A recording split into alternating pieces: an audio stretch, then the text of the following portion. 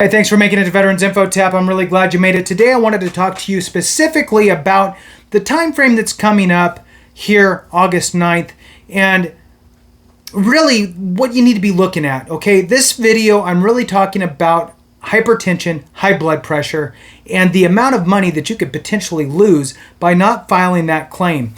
Look, there's many Vietnam era veterans who served in vast areas that were affected by Agent Orange, and through the PACT Act, they added high blood pressure, hypertension.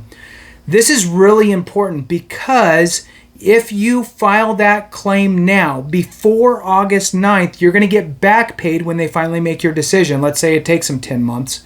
10 months to decide your decision, they're going to back pay you 22 months because they're going to go all the way back to August 2022. Now, I'm going to talk about two things here. One, you as the Vietnam era veteran who served wherever you served that's affected by Agent Orange, that gives you this presumptive opportunity to file for high blood pressure. I'm going to talk about what high blood pressure, hypertension looks like on the VA rating schedule. I'm also going to talk about the surviving spouse. If you're a surviving spouse of a Vietnam veteran or Vietnam era veteran who was wherever was affected by Agent Orange for the presumptive list, which I'll put all the information in the comments in the description below.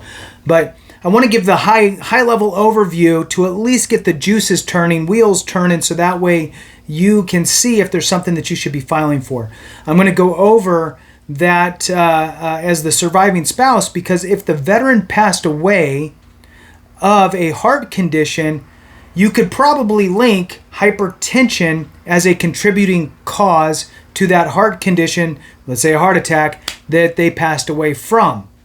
This would be an edit, revision on the death certificate, and then that death certificate would then say cause of death, for example, heart attack, contributing cause of death, hypertension.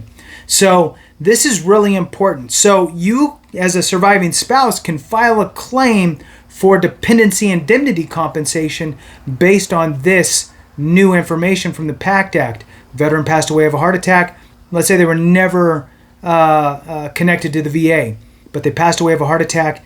You get hypertension as a contributing cause on the death certificate, and now all of a sudden you have a strong footing for dependency indemnity compensation. So I will go ahead and talk about that as well. So twofold, right? Veteran aspect of what hypertension looks like, and then the dependency indemnity compensation for in the event the veteran had passed away.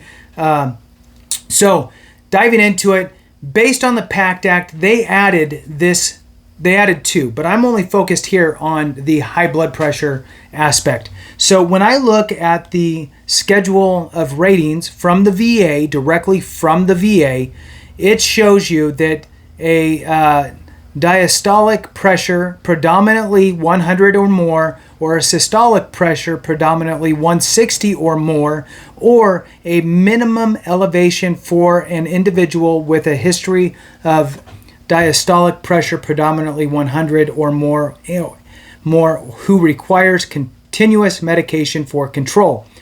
Whew, that's a mouthful. If you meet that, you get a 10% for your hypertension.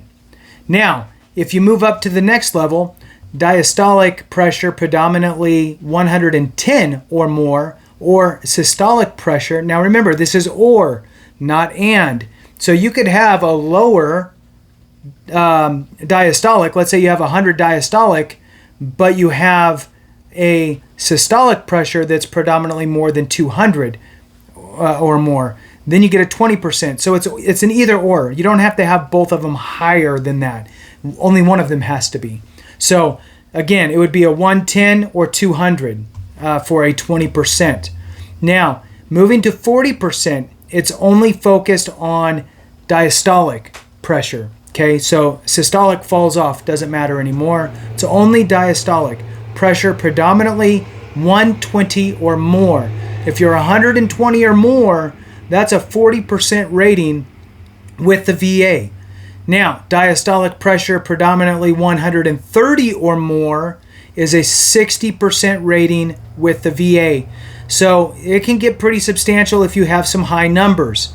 Very, very important information. And again, if this swings your rating from, say, a 70% now to, to 100%, depending on how your ratings fall, right? So wherever your rating is currently, this could potentially push you to a higher rating, like a 90 or 100%, and create some high back pay. If you're in the 90% VA rating range and you get a 60% that bumps you to 100 overall, you're looking well over $1,000, probably closer to $1,500 a month difference in pay. Then you're looking at back pay from the date the VA fully adjudicates your claim, or at least decides your claim and awards you. Once they award you, if it took them 10 months from you filed your claim August 1st, which is coming up, you filed your claim August 1st, then they will go ahead and, if it took them 10 months, they'll give you that back pay of 10 months. Plus, because you filed before August 9th, they will back pay you to August of 2022. So really, really big news there that I don't want anybody to miss out on. So please hit the thumbs up, subscribe, share with a friend, all that good stuff. I really appreciate it. Now, moving over to the surviving spouse aspect. When we look at surviving spouse benefits, right, the dependency indemnity compensation is by far the best monetary benefit for spouses. There is surviving spouse pension, but that's income based, and you really have to be very low or no income in order to qualify for really anything from that's substantial. So with that, the dependency indemnity compensation has no income barriers. You as the spouse could be pulling in $100,000 a year and the VA doesn't care because you qualify for the dependency indemnity compensation. So let's read into it a little bit here.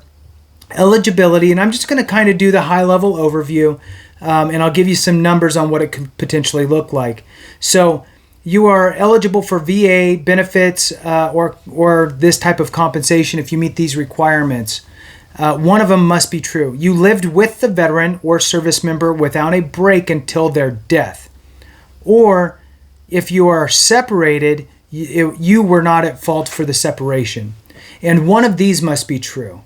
You married the veteran or service member within 15 years of their discharge from the period of military service that's qualified them for this illness or injury.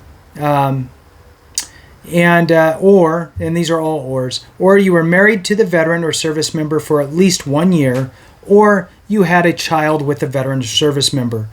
Now, again, just kind of high-level overview, just kind of going through this. One of the big things here, and I'm just going to, the two main ways that surviving spouses qualify for dependency indemnity compensation is, one, the veteran passed away from a service-connected condition. Now, the service-connected condition does not need to be the cause of death. And this is where it gets confusing. It doesn't need to be the cause of death. It can be listed as a contributing cause to death. So the VA looks at it the same way. So whether it's the cause of death or contributing cause of death, they will look at that as the veteran passed away due to a service-connected condition. So that's one way that surviving spouses qualify. The other way that surviving spouses qualify is if the veteran was rated at 100% for 10 years. If the veteran was rated for 10 years at 100%, the veteran can pass away from anything. So for example, if I'm rated for at 100% for 10 years, and now I'm on year 11, right, just to give me an extra buffer, and I decide to run out in the middle of the road in the middle of the night and get hit by a bus, that wasn't a service, unless it's mental health, right? So barring the mental health piece, I get hit by a bus, they don't care because I've been rated at 100% for 10 years. It doesn't have to be service connected in any way. So that's important to know. So now, moving on to the dollars and figures piece, I'm just going to give the kind of the quick and down and dirty on the dollar figures for dependency indemnity compensation, DIC. Okay, the minimum, right, the basic rate is $1,562.74.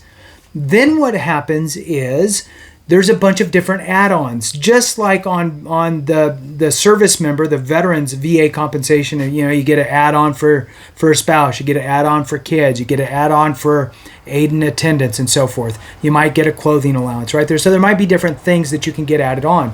Now, same thing with this DIC. So your basic rate again is $1,562.74. Then what happens is there's what's called an 8-year provision. And if you are married to the veteran for the same 8 years, on this example here, the veteran had a VA disability rating of totally disabling, in other words, 100%. So if they were rated 100%, and this includes individual unemployability for at least 8 years leading up to their death. So if they were rated at 100% for 8 years, and you were with them those same 8 years, that's called the 8-year provision, and there's an add-on of $331.84. That's huge. Next is you have you yourself as the surviving spouse have a disability and need help with regular daily activities like eating, bathing, or dressing. They will pay you aid and attendance of $387.15. Next one. If you can't leave your house due to a disability as a surviving spouse, they'll give you a housebound allowance of $181.37. If you have any children living with you who are under 18, they will pay you $332 for the first 2 years after the veteran's death. And you know, because this is Vietnam era, it's probably not likely, but I guess you never know, right? Could be adopted kids too. $387 for each eligible child, in addition to the first 2-year premium there. So an example would be using some of these numbers. For the first 2 years, a surviving spouse would get the $1,562.74 monthly basic rate. Plus, if they have one child under 18, they'd get $387.15. If they have a second child, they'd get another $387.15. If they had the 8-year provision, they'd get an additional $331.84. If they have aid and attendance, they'd get an additional $387.15. And the transitional benefit, in the event that they had children who were under 18 at the time of death, they would then get the transition benefit for 2 years, which is $332.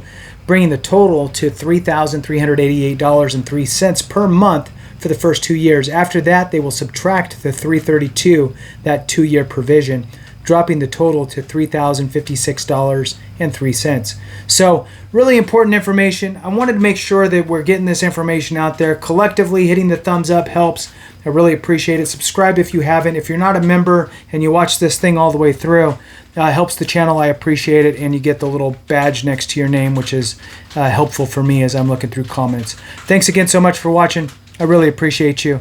And remember, if we don't take care of each other, something went wrong.